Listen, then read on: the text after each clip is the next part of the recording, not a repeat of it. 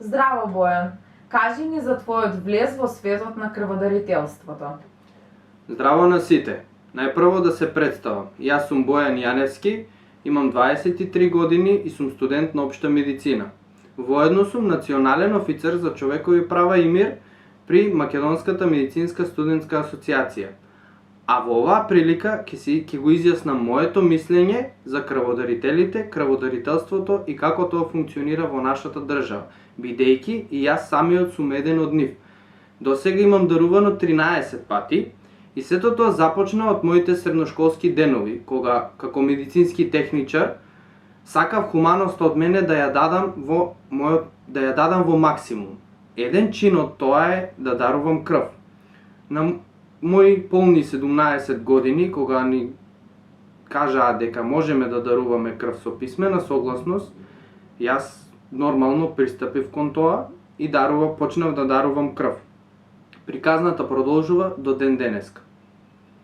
Какво е чувството кога даруваш крв, кога знаеш дека спасуваш нечи живот? Чувството е безценето. Зошто е безценето? Безценето затоа што знаеш дека си спасил нечи живот. А како јас го знам тоа? Јас го знам тоа бидејќи до неодамна добив еден повик од човек кој што јас го имам спасено неговиот живот. Таа приказна започнува од една наутро во недела, кога јас си седев со моите родители и добив повик од непознат број, нормално се јавив. Од спротива на телефонот се слушна глас од човек, возрасен човек, маж, кој што ми кажа: Бојан, здраво, тука е човекот на кој што ти му го спаси човечкиот живот пред 6 месеци.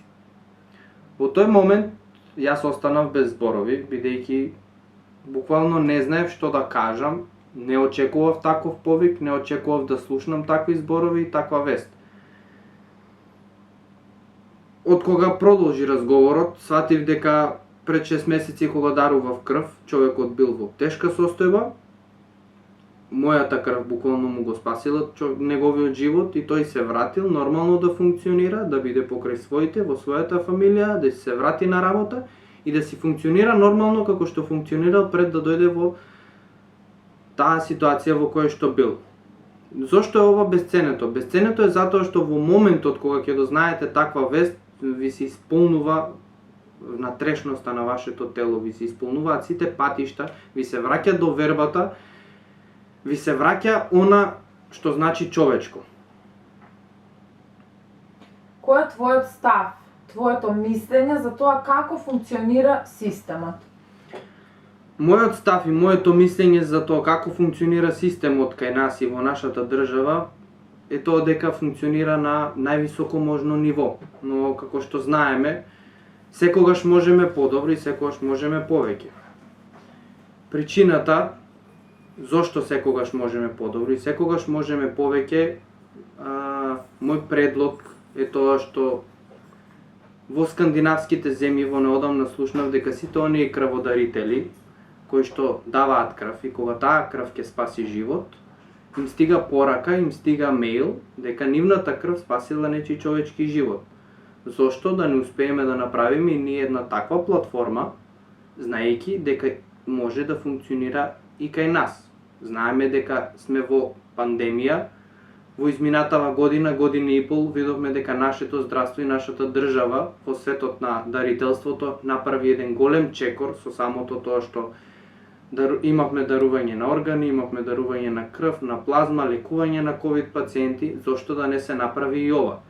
Па затоа еве апел, еве пример, еве поттик да некој успее, некој се пушти по тој пат и да направи нешто плюс.